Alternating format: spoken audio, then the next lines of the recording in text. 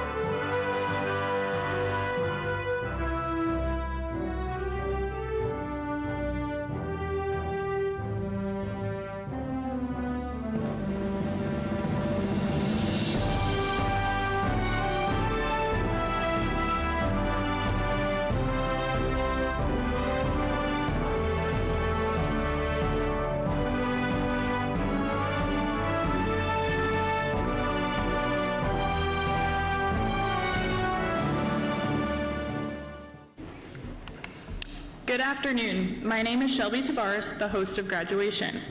Welcome to the Thomas M. Cooley Law School's graduation ceremony for the William Henry Moody and Malone Pitney class. Today we will graduate our Juris Doctor candidates. The assembly is requested to stand while the invocation is pronounced by Dean Catherine Gustafson. Please remain standing after the invocation for the national anthem.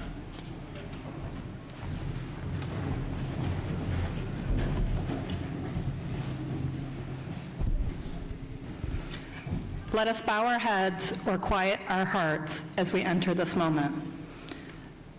Dear Heavenly Father, we thank you for bringing us together on this joyful day. We ask your blessing on the ceremony, on all who have gathered, and especially on the graduates who stand at the threshold of a new chapter in their lives. We give thanks for this day and for the journey that has brought our graduates to this moment. We acknowledge the dedication, sacrifice, and perseverance that have carried them through long nights of study, demanding exams, and the challenges that come with preparing for a profession built on service to others. We are grateful for the families, friends, professors, mentors, and loved ones who walk beside them, offering encouragement, guidance, and unwavering support. Today we celebrate not only academic success, but the promise each of our graduates carries into the world. The promise to use their knowledge with integrity, to seek justice with courage, and to serve their communities with compassion. As we begin the ceremony, we ask for clarity of purpose and humility of heart. May these graduates be granted wisdom to navigate complexity, resilience in the face of adversity, and a steadfast commitment to fairness and equity. May their work uplift the vulnerable, strengthen the rule of law, and reflect the highest ideals of our shared profession. Let this be a moment of gratitude, hope, and renewed purpose. And as our graduates step forward into the next chapter of their lives, whether into courtrooms, public service, private practice, or new paths yet undiscovered, may they carry with them the values that Cooley Law School has sought to instill: respect for humanity, a passion for learning, professionalism, and a deep dedication to justice. With that spirit, we begin today's ceremony in celebration, reflection, and unity. Amen.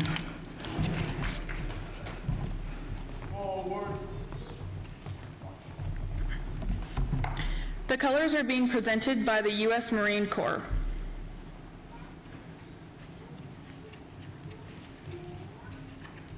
Color guard, halt. Right, face.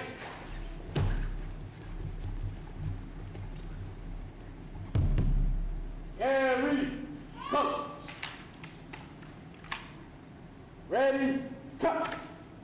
Present, color.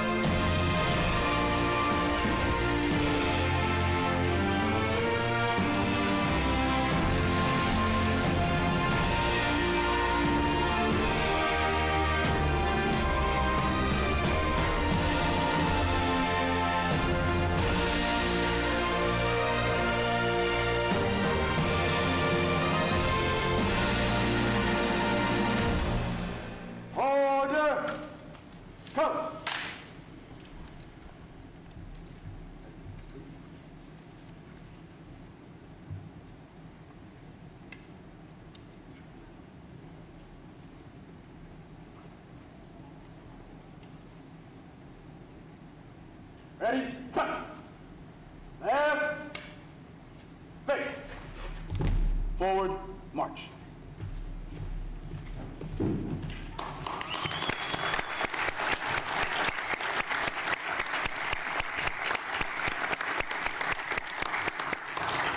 Please be seated.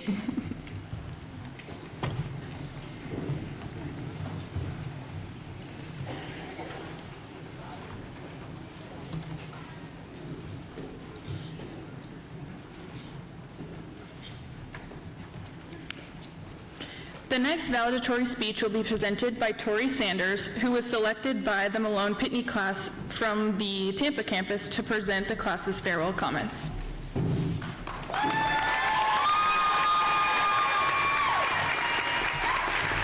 Thank you. Thank you. Family, friends, and loved ones, thank you for being here with us on such a joyous day. To my fellow graduates, we did it. We've made it.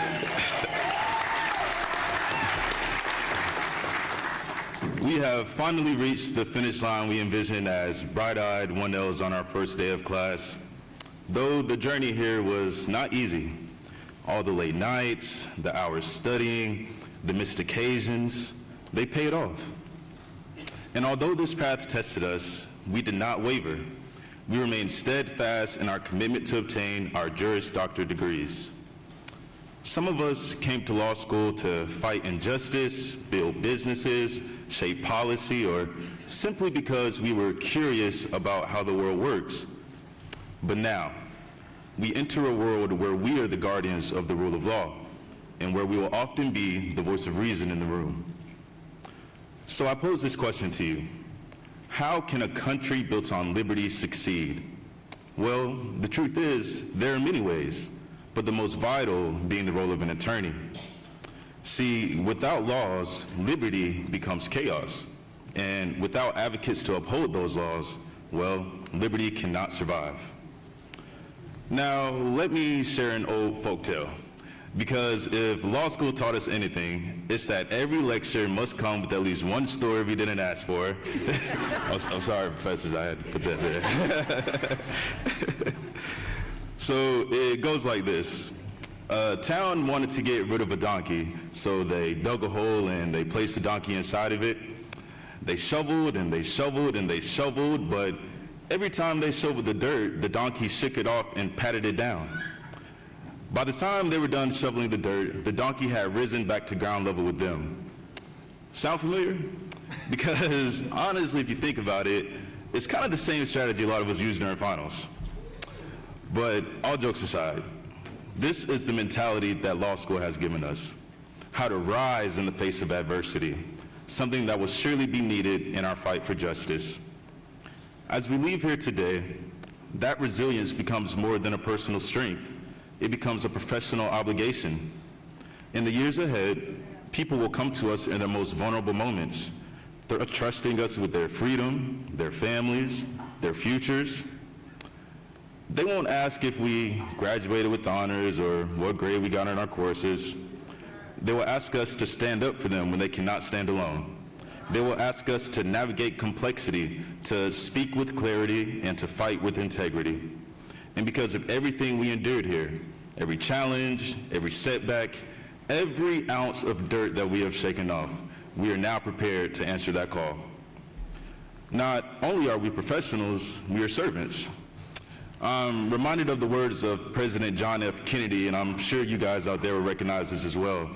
He has a quote that goes, "Ask not what your country can do for you, but what can you do for your country?" Regardless of where we land in practice, may we always serve. Serve our clients, serve our communities, and serve our country. As we step into this profession, let us remember that service is not just a duty, it's a privilege. Very few people get the opportunity to change lives with their words, but we do. We have been given the tools to challenge injustice, to defend the vulnerable, and to help shape the future of our communities. And with that privilege comes the responsibility to lead with humility, to listen before we speak, and to act with fairness even when it's difficult. The world does not need perfect attorneys, no. It needs committed ones. attorneys who show up, stand firm, and use their knowledge to make a meaningful difference in adherence with the rule of law. So today, as we close this chapter, we also open the door to everything we were preparing for all along. Congratulations, class of 2025. Now let's change the world.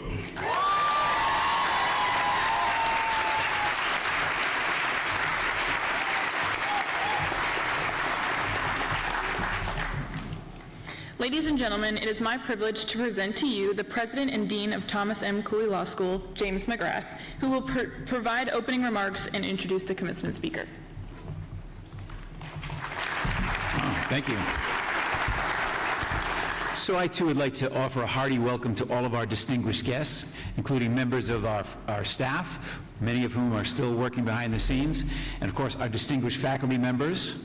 Welcome to the family and friends of the Moody and Pitney classes of 2025, and of course, the reason we're all here, the graduates. Thanks for coming. Graduations are such auspicious events, and I personally love graduations. And so this is a day I hope you're going to remember fondly, and it's December 16th. So every December 16th, I hope you think back on this day and say, that's a great day. So to try to help you remember, I looked up to see what the national holidays are on December 16th, and here we go. Let me see, I got a list right here. It's National Chocolate-Covered Anything Day. Delicious, but not exactly what I'm looking for. It's Stupid Toy Day. This is not helpful.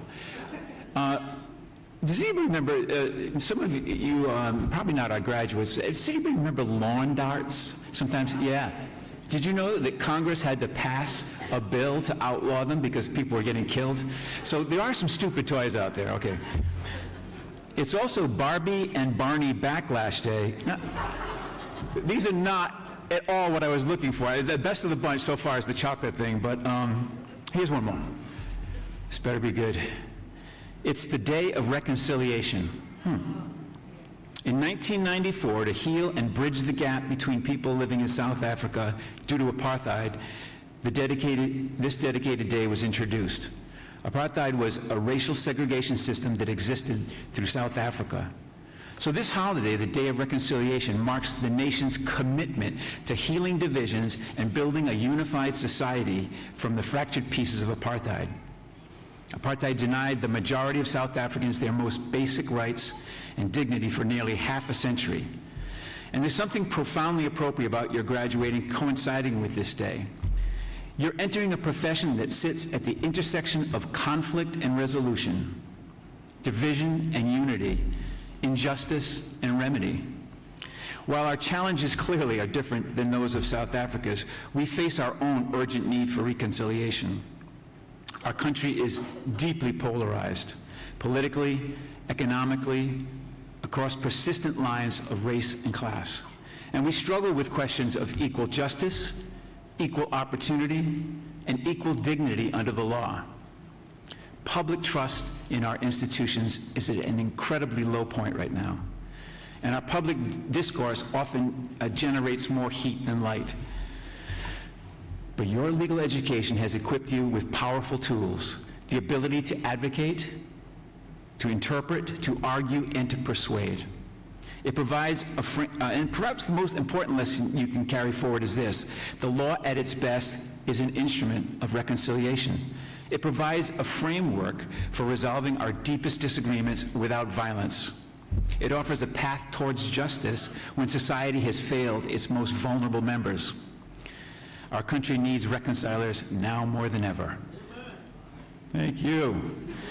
Whether you enter courtrooms, boardrooms, public service, or community advocacy, you have the opportunity to be agents of reconciliation in your own right. You can build bridges where others only see chasms. You can find common ground where others see conflict. Now, don't get me wrong.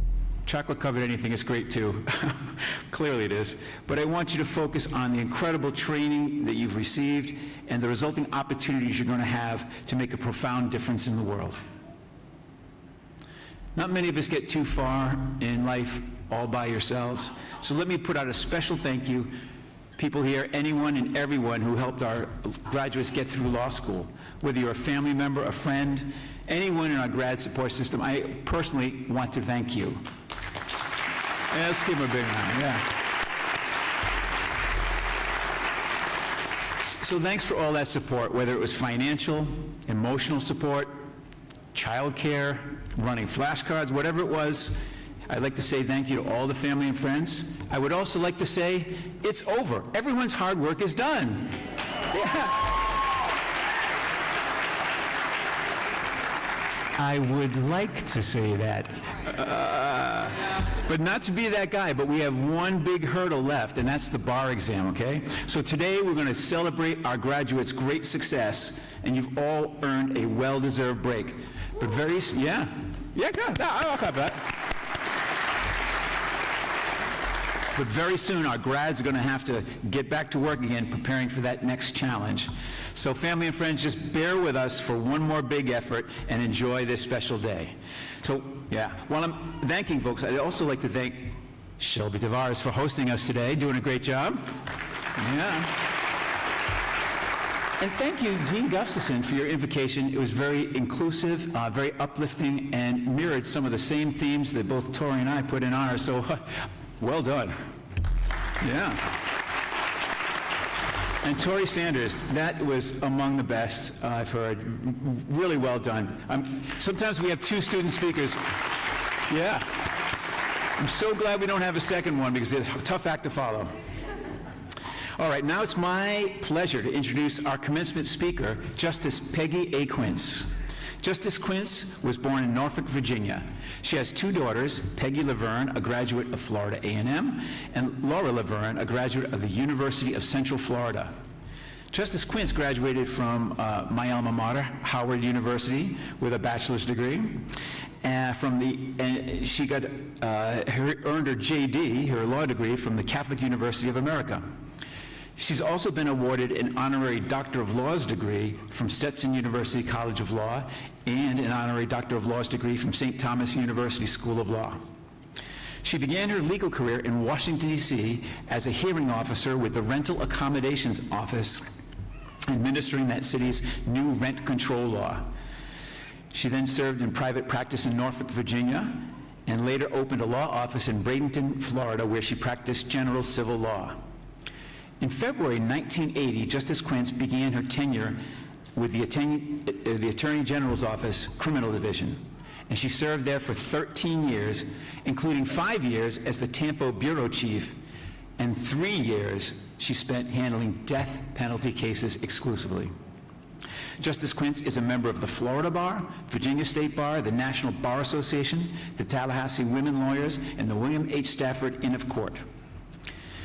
This is impressive. In 1993, Justice Quince became the first African-American female to be appointed to one of the District Courts of Appeal with her appointment by Governor Lawton Chiles to the 2nd District Court of Appeal.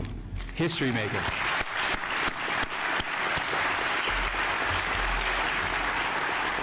And she was retained in office by the electorate in November of 1996. Then in December 1998, she was elevated to the Florida Supreme Court by Governor Lawton Chiles. Yeah, please. Don't hold back on her. She's an active member of the government lawyers section and the criminal law section of the Florida Bar. She's currently on the executive council of the appellate section of the Florida Bar and is the Supreme Court liaison to the Small Claims Rules Committee and the Supreme Court Library Committee. She's also a liaison for the following state courts systems advisory committees: the Commission on District Court of Appeal Performance and Accountability, the Committee on Alternative Dispute Resolution Rules and Policy, the Substance Abuse and Mental Health Task Force, and the Local Rules Advisory Committee. Now, Justice Quince has received so many honors and awards. If I wanted to go through the entire list right here now, I'd have to serve you breakfast tomorrow morning. So I'm just going to hit some highlights here. So the National Bar Association is in the Hall of Fame, Women Lawyers Division Jurist of the Year, Lifetime Achievement Award by the Florida Bar's Government Lawyer Section, from the Catholic University of America Columbus School of Law, the Black Law Student Association's Alumni Achievement Award, Outstanding Jurist and Howard University Alumna Award, the William H. Hasty Award from the National Bar Association Judicial Council, National Bar Association Presidential Achievement Award, Lakeland NAACP Award for Contributions to Civil Rights, and induction into Stetson University College of Law Hall of Fame. A truly remarkable woman and jurist. And I apologize, this introduction does not even start to do her justice. Please join me in welcoming Justice Quince to the podium.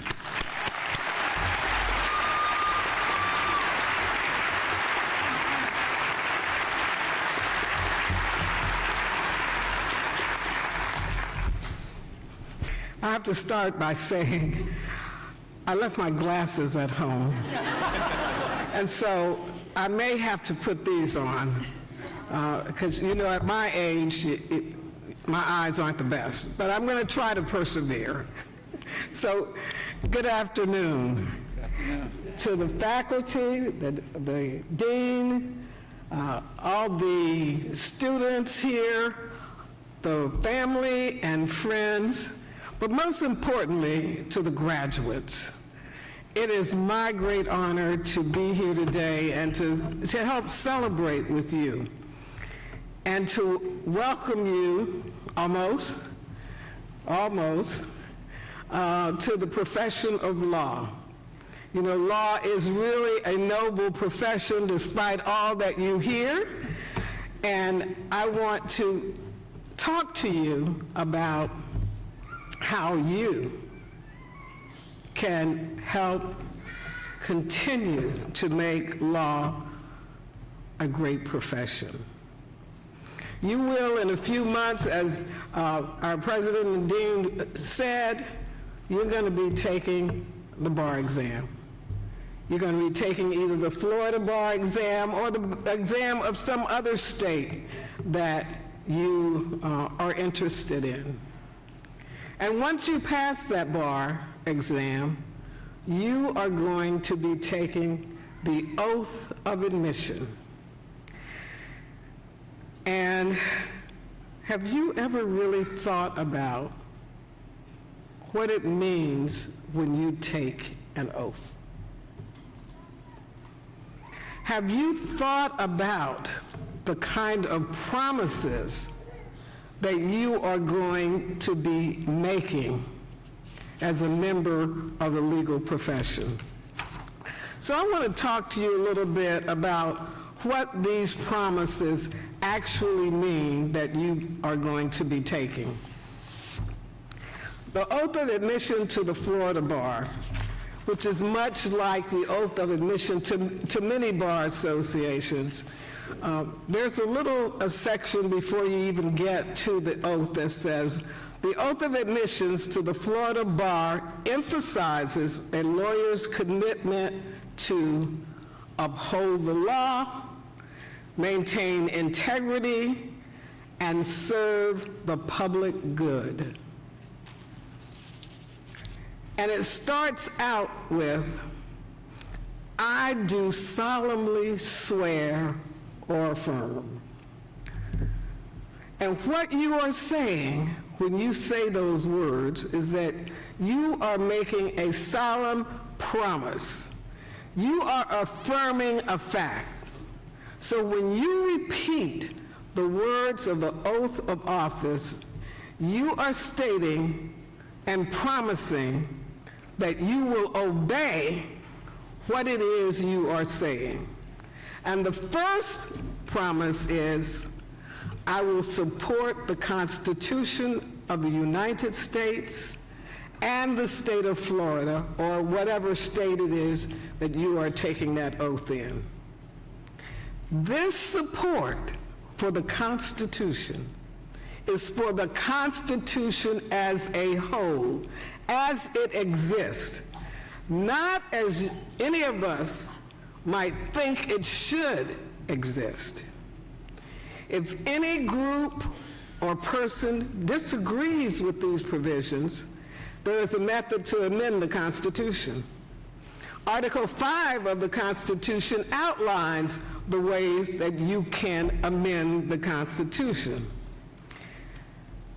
And until a provision is changed or eliminated, Pursuant to those methods, we as lawyers are ethically bound to follow each part of the Constitution.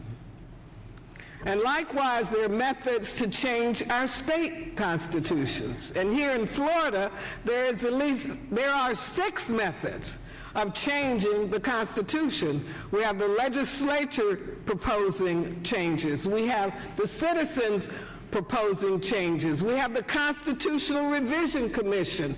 We can have a constitutional convention. We have the Tax and Budget Commission that can propose constitutional changes. But until any of those changes are passed, we must follow the provisions as they exist. And they can be changed. I can remember when I was on the court, the constitutional amendment was passed that called for a high-speed rail in the state of Florida. But several years later, that provision was reversed or repealed. So we don't have that high-speed rail between Tampa and Orlando. But the bottom line is, you cannot cherry pick which provisions of the Constitution you want to follow.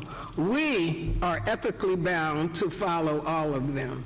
And then the next provision says, I will maintain the respect due to courts of justice and judicial officers. Courts are specifically provided for also under our federal Constitution and under our Florida and other state constitutions. Courts have been given the authority under these provisions to adjudicate disputes, and parties are bound by those decisions even when we don't agree with them. In 2000, I was a member of the Florida Supreme Court, and I know you have read many times about the 2000 election. It all came down to how Florida was voting.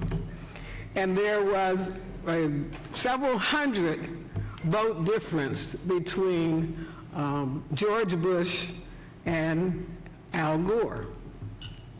There were a number of cases and petitions that were filed in our lower courts and in the Florida Supreme Court. The Florida Supreme Court ended up writing 2 full opinions about that election. And in the final one, we said that there should be a manual recount of several county ballots. The United States Supreme Court, of course, overruled that and stopped the recount. Stopped those, what we fondly call 36 days of pre-Christmas festivities. But there were many of us who did not agree with the United States Supreme Court's decision. But, and this is very important, but we respected the process, and we respected that that was the decision of the Supreme Court. There were no tanks in the streets, and no one tried to storm any government building. That is what is respect for our courts of justice. But today, unfortunately,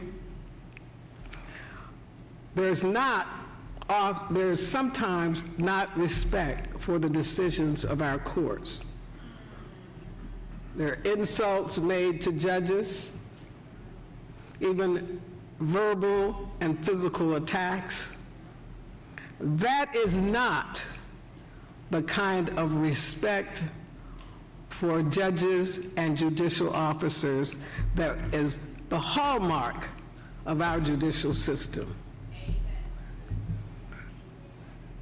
The next item in our oath of office says, "I will not counsel or maintain any suit or proceeding which shall appear to me to be unjust, nor any defense except such as I believe to be honestly debatable under the law of the land. I will employ, for the purpose of maintaining the causes confided to me, such means only as are consistent with truth and honor, and I will never seek to mislead the judge or jury by any artifice or false statement of fact or law. No matter who asks you to take a specific kind of case or participate in some kind of action, if it is unjust or unlawful or unethical, your answer must be no." Presently, I am on the board of an organization called Lawyers Defending American Democracy. And over the past 5 years, this organization has been involved in filing and being amicus in a number of complaints against lawyers who filed false and fraudulent actions in connection with the 2020 election. What has happened to some of those lawyers, like Rudy Giuliani, who was such a hero after 9/11, was disbarred from both New York and D.C. Lawyers like John Eastman. Those are really true examples of putting your bar license on the line. When you are involved in unethical conduct, you face the consequences, and those consequences may be disbarment. Another part of our oath is, "I will maintain the confidence and preserve inviolate the secrets of my clients and will accept no compensation in connection with their business except from them or with their knowledge and approval." Confidentiality is one of the cornerstones of our profession, and that includes not talking about your client's business with relatives and friends. No one should know the secrets of your clients. And you must also make sure that the people who work with you and for you understand the confidentiality principles. It's something that all of us must take to heart. And a couple of other provisions of the oath that I want to tell you about is, to opposing parties and their counsel, I pledge fairness, integrity, and civility, not only in court, but also in all written and oral communications. And I think this part of the oath is pretty self-explanatory. Fairness, integrity, civility. Your ethics and professionalism should be evident in all that you do, not only as a lawyer, but in your everyday life outside of your office and the courtrooms. I will abstain from all offensive personality and advance no fact prejudicial to the honor or reputation of a party or witness unless required by the justice of the cause with which I am charged. And I think what sums up this is the final words of the Code of Professionalism, which says, in essence, "My word is my bond. My word is my bond." And those words should be your mantra. Whatever you say should be taken to the bank, as it were. People should believe because your word is your bond. And I think the final section is, I will never reject, from any consideration personal to myself, the cause of the defenseless or oppressed, or delay anyone's cause for lucre or malice. So help me God. I know all of us have heard the phrase, to whom much is given, much is required. And that includes us as lawyers. Giving to people who have little or no access to the courts is part of our obligation as lawyers, and will be part of your obligation when you become a lawyer. And there are multiple ways you can do it. You can actually take a pro bono case. You can actually give to the legal services offices that are in your communities. You can contribute to the Funding Florida Legal Aid, which is, and there's a statement on your bar statement where you can fill in to give to that organization. You know, as lawyers, and we have been given much. You will have a good living. You will be part of an honorable profession. And so we can afford to give to others who need our help. None of us have true justice until all of us have access to justice.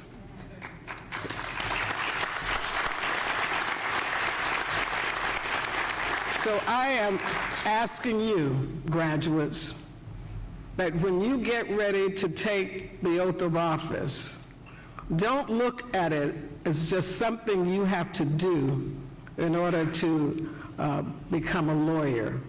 Look at it as the promises you are making to your communities, to yourselves, to your families, the promises you are making to be good and true citizens, to honor the Constitution, to honor the rule of law, to make sure that there is, in fact, equal justice for all in this country. Instead of that being a slogan in a lot of people's minds, make it a reality in your communities, in this state, and across this nation. It is vitally important because you will have the skills and the opportunities to do so. I want to thank all of you for choosing the legal profession. And so I look forward to some great things from you. Now I want you to go out there and make all of us proud, especially your families and your friends who have sacrificed much for you as you have gone on this journey. But my final pledge or statement to you, and I hope you take it to heart, is that your word should, in fact, be your bond. Thank you.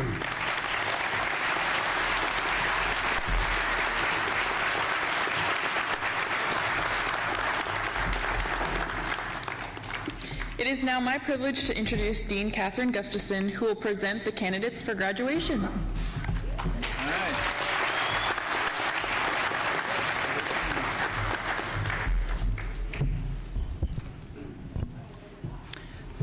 Ladies and gentlemen, in a few moments, the members of the graduating class will be receiving their degrees. This is an important and solemn occasion, and we request that all persons in the assembly remain in their seats during the ceremony until all degrees have been conferred.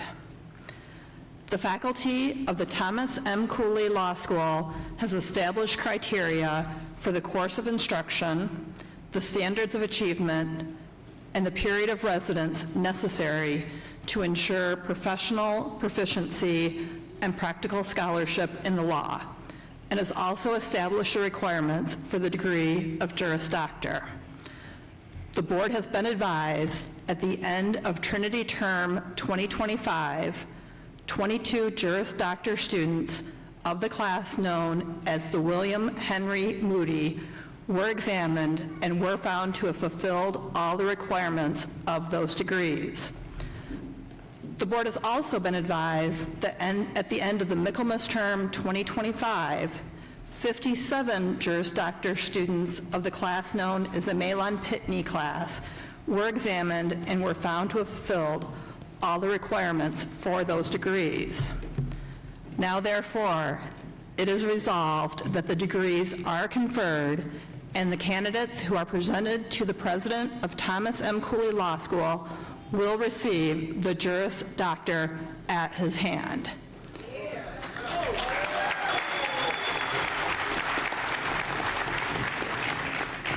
President McGrath, the faculty proudly presents the graduates of the William Henry Moody and the Malon-Pitney classes.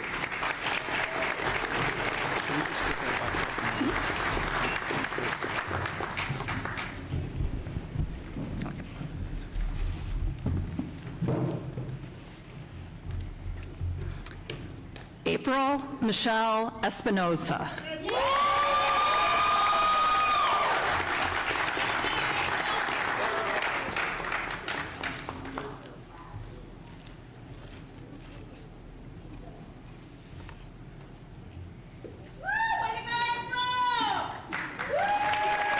April Michelle Espinosa.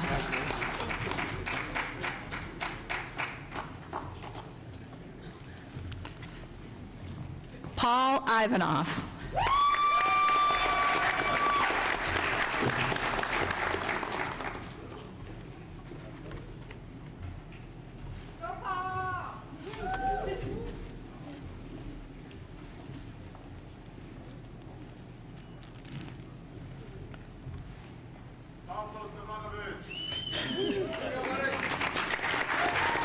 Paul Ivanoff.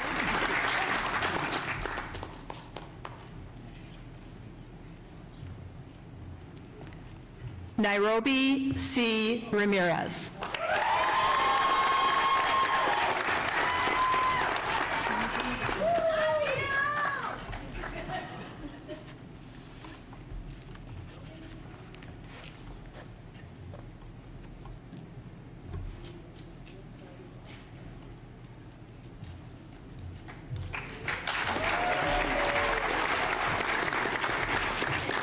Nairobi C. Ramirez.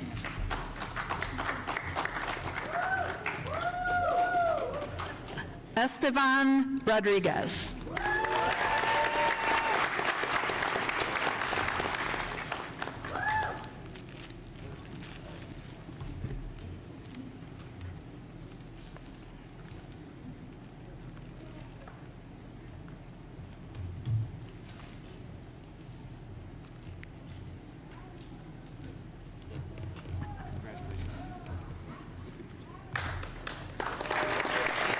Esteban Rodriguez.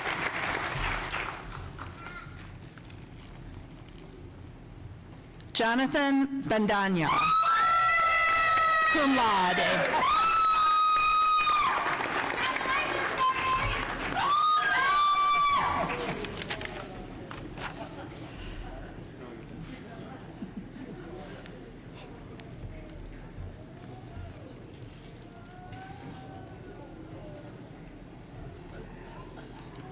Congratulations. You get to break the cheering section. Jonathan Bandanya, cum laude.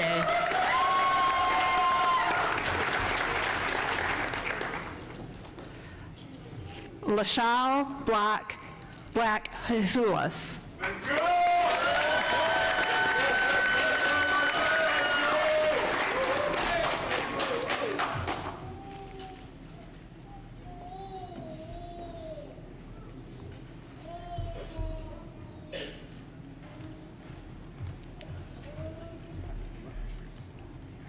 Lashal Black Jasulus.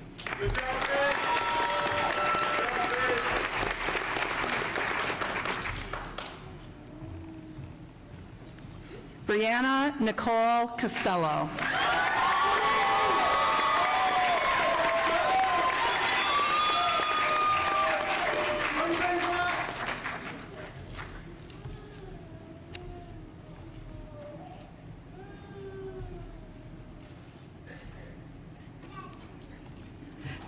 Brianna Nicole Costello.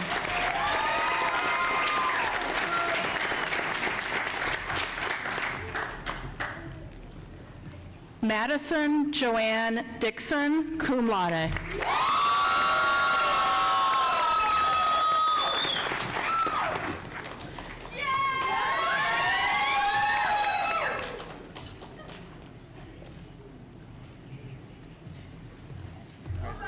Madison Joanne Dixon, cum laude.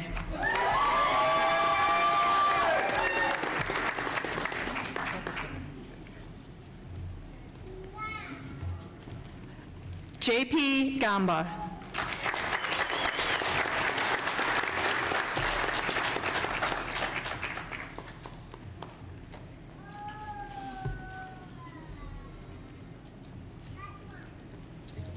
Congratulations. JP Gamba.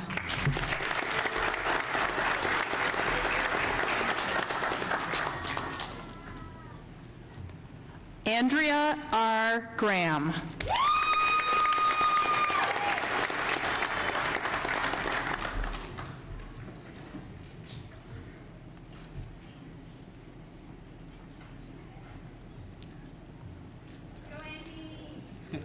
Andrea R. Graham.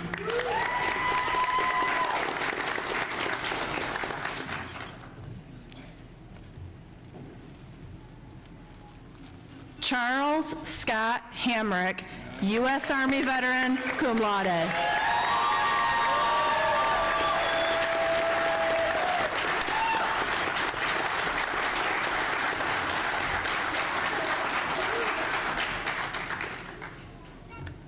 Charles Scott Hamrick, U.S. Army veteran, cum laude.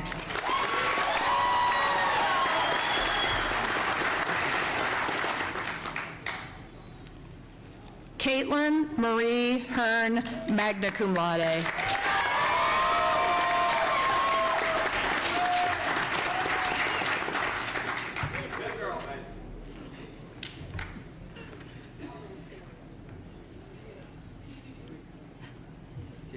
Caitlin Marie Hearn, magna cum laude.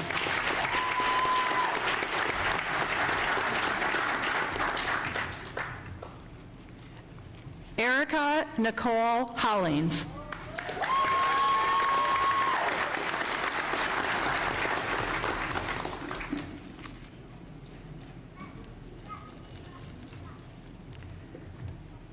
Erica Nicole Hollings.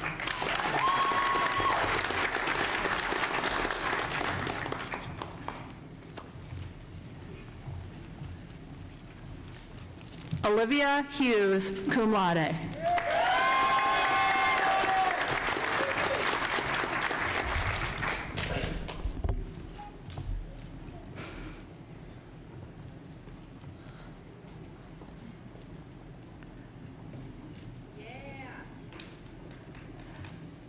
Olivia Hughes, cum laude.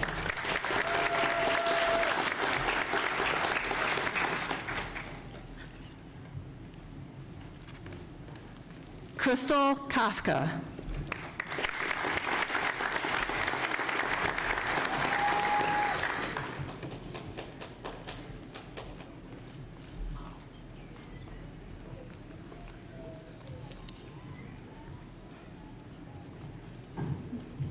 Crystal Kafka.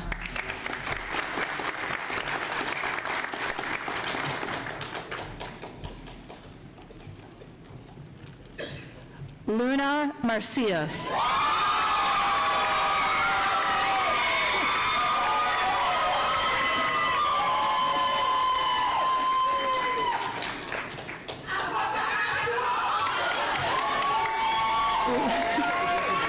Luna Marcius.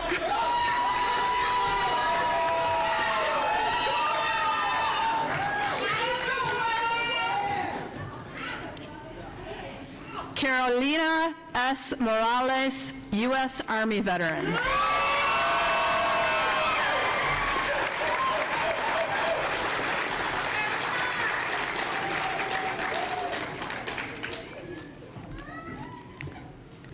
Carolina S. Morales, U.S. Army veteran.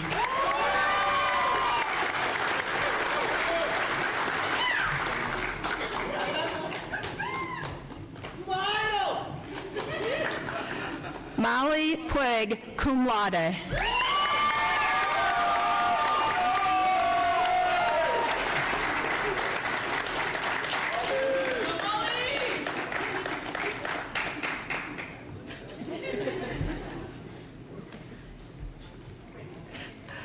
Molly Puig, cum laude.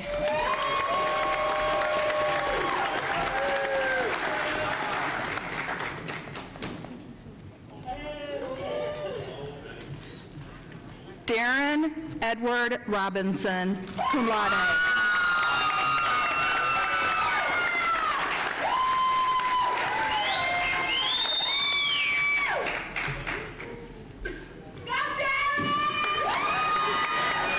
Darren Edward Robinson, cum laude.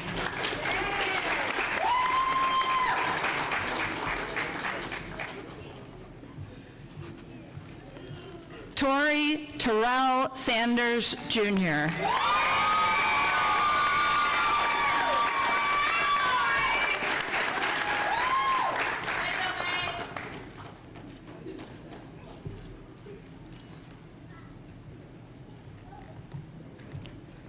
Tori Terrell Sanders, Jr.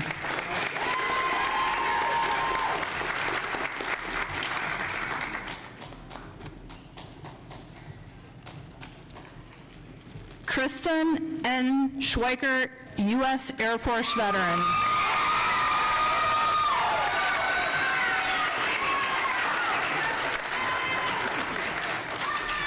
You did this, baby! You did this!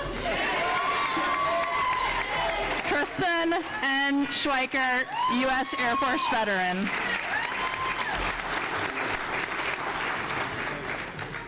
Girl, your baby's watched you do this.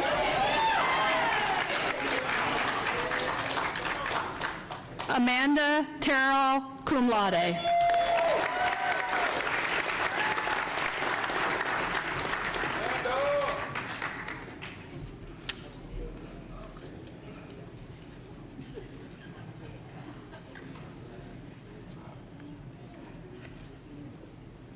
Amanda Terrell, cum laude.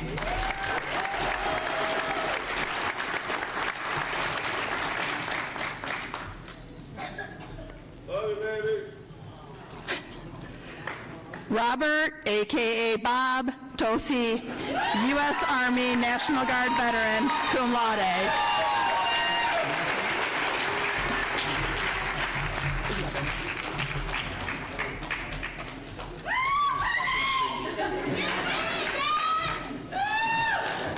Robert Tosi, U.S. Army National Guard veteran, cum laude.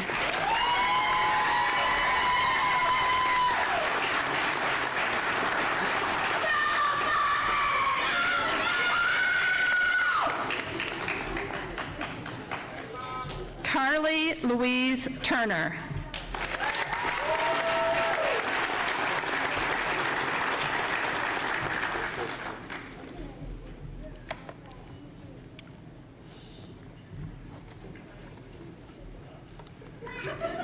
Carly Louise Turner.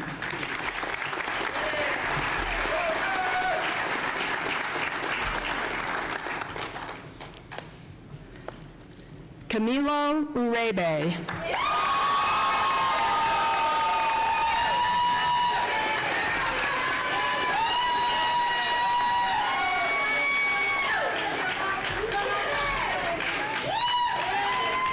Camilo Uribe.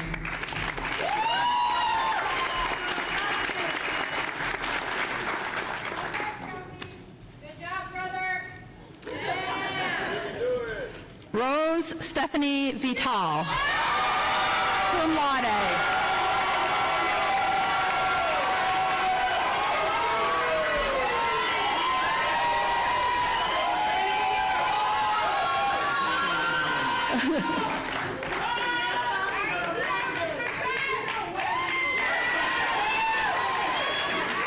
Just in case you didn't hear that, Rose Stephanie Vital, cum laude.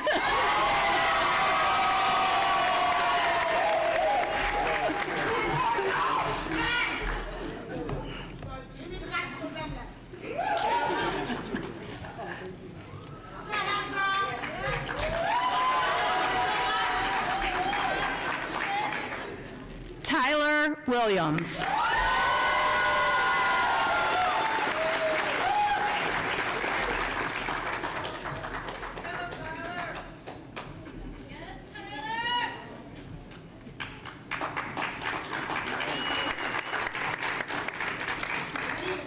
Tyler Williams.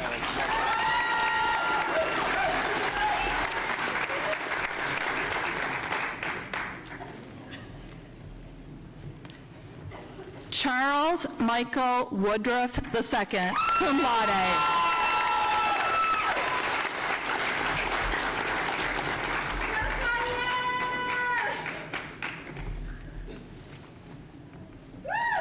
Charles Michael Woodruff II, cum laude.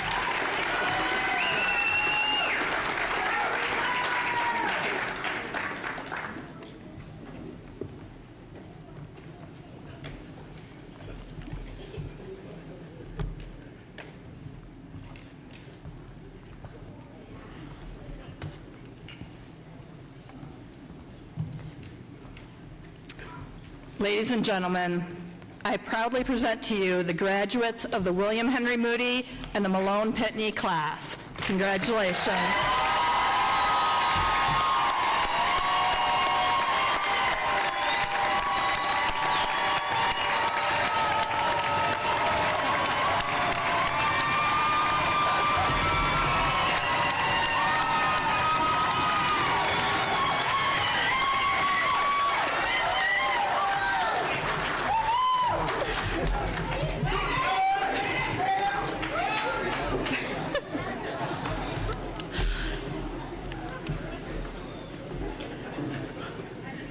President McGrath will now present the Stanley E. Beatty Teaching Award along with his closing remarks. All right. It is my great pleasure to announce the winners of the Stanley E. Beatty Teaching Award. It was established in 1979 by the Board of Directors. The award is given to that member of the full-time faculty of the law school who, in the opinion of the graduating members of the William Henry Moody class, has during the preceding 3 years made the greatest contribution to their legal education. The winner for the Moody class is Professor Jocelyn Hardrick. I'm sorry she's not here today, but we'll make sure she learns of this soon. Next, I have to announce the Beatty Teaching Award for the full-time faculty of the law school, who, in the opinion of the graduating members of the Malone Pitney class, has, during the preceding 3 years, made the greatest contribution to their legal education. And the winner is Professor Jocelyn Hardrick.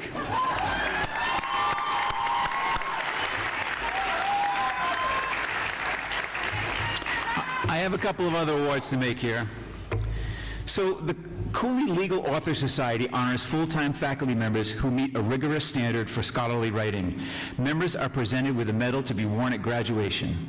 It is my pleasure to announce new inductees to the Cooley Legal Author Society. And I'm going to start with one that was way overdue. Professor Pat Tolan, would you come on up? Yeah!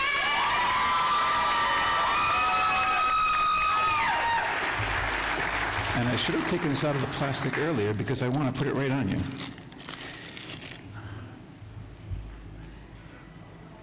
Long overdue, sir. Congratulations. Yep. Next is Dean and Professor Kathy Gustafson.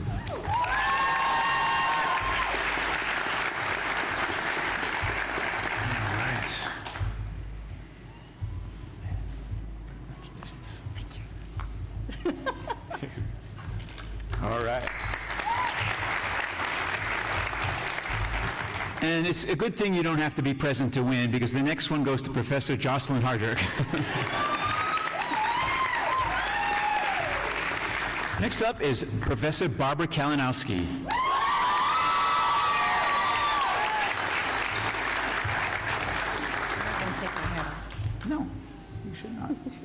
get her on. Thank you. My pleasure.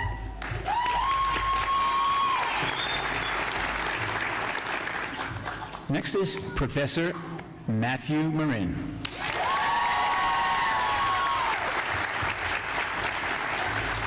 All right. All right, looking good. Thank you. And can you stick around for 1 second? One more here. And I apologize, I thought I took all the plastic off.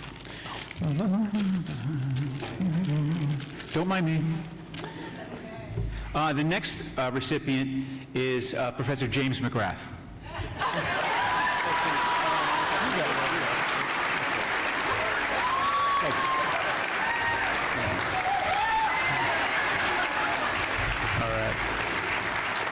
Well, we're almost there. Graduates, congratulations again on this very significant milestone in your life.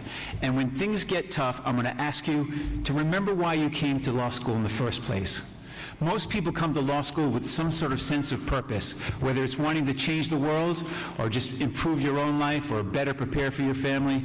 Whatever brought you here, whatever that passion was, and hopefully we haven't completely beat that passion out of you, let that passion keep you going when things get tough, when things really present challenges in your career as a lawyer. And not to be that guy again, but speaking of challenges, for those of you who have not yet taken the bar exam, one really important consideration I want you to remember is that your mindset really matters, okay? You got to go into this ready to kill it. You could say, I just graduated law school, and now I have to take the bar exam. Or you could say, I just graduated law school, and now I get to take the bar exam. Yeah.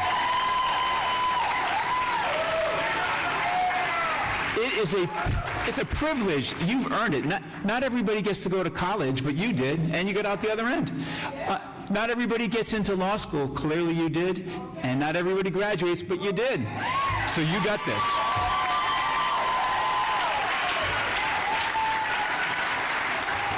I know every one of you can do this, and if you ever feel like the preparation is overwhelming, and trust me, it will be, just remember why you're doing this. Think about your family, your friends, your colleagues, your alma mater. Go out there and make us proud.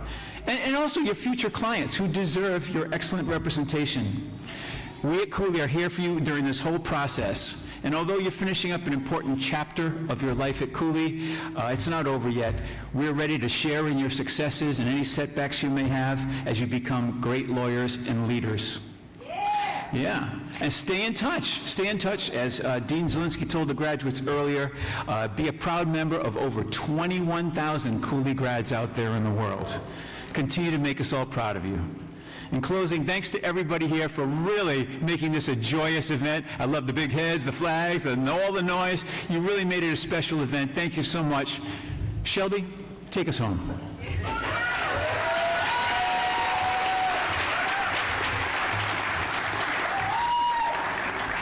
This concludes our commencement ceremony for the William Henry Moody and Malone Pitney class. We ask that all guests remain seated until the members of the academic procession depart.